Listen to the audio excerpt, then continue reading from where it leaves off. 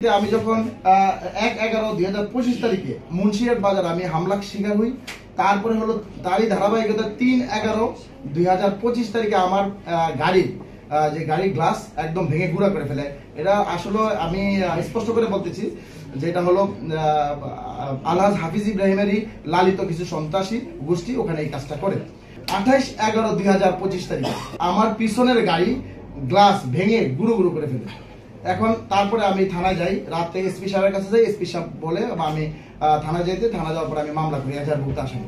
কিন্তু দুঃখের বিষয় এজাহারভুক্ত আসামিরা প্রকাশ্যে দিবালোকে ঘুরতেছে দৌলত থানা এবং দিতে, কোনো পুলিশ বা তাদেরকে গ্রেপ্তার করতেছে না। তখন মানুষের ভিতরে যে মেসেজটা যায় যে নির্বাচন, আগামী নির্বাচন কেমন হবে, আগামী নির্বাচনের প্রক্রিয়াটা কি হবে, মানুষের যে এই সন্ত্রাসীরা এত কর্মকাণ্ড করার পরে এজাহারভুক্ত আসামিরা এভাবে ঘুরতে পারে, সেটার জন্য আমি ইতিমধ্যে প্রধান নির্বাচন কমিশন বরাবর একটা দরখাস্ত দিয়েছি, অনুলিপি দিয়েছি প্রধান উপদেষ্টা বরাবর সহ আইজিপি সবার কাছে। কিন্তু আবার বলি, আমার প্রচার মাধ্যম শুধু একটা চাবি রিং, এইটা হলো ঘরে ঘরে প্রত্যেককে আমি দিচ্ছি।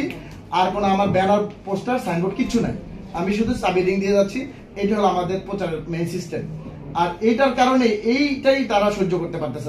নিরাপদ ভাবে আমি নির্বাচনে প্রচার করব এবং আমার জীবনে যে হুমকি আছে, হামলার সম্মুখীন হচ্ছে, আমি মৃত্যু হলো যাতে আপনি তুলে ধরেন যে অমুকে হামলা করছে, সত্য জিনিসটা তুলে ধরেন। এই জন্য আপনাদের কাছে আসি। আমরা এরকম বাংলাদেশ চাইছি যেই বাংলাদেশে কোনো সন্ত্রাস থাকবে না, চাঁদাবাজি থাকবে না। কিন্তু আমাদের এখানে চর দখল সহ যাবতীয় সব দখল বাণিজ্য, জেলেদের চাল সহ সবকিছু অনিয়ম হচ্ছে। এই ব্যাপারে আমি যথেষ্ট সোচ্চার ছিলাম প্রথম থেকে, 5 তারিখ থেকে। এই জন্যই আমি চাইছি যে নতুন বাংলাদেশের নতুন সিস্টেমে রাজনীতি আসুক।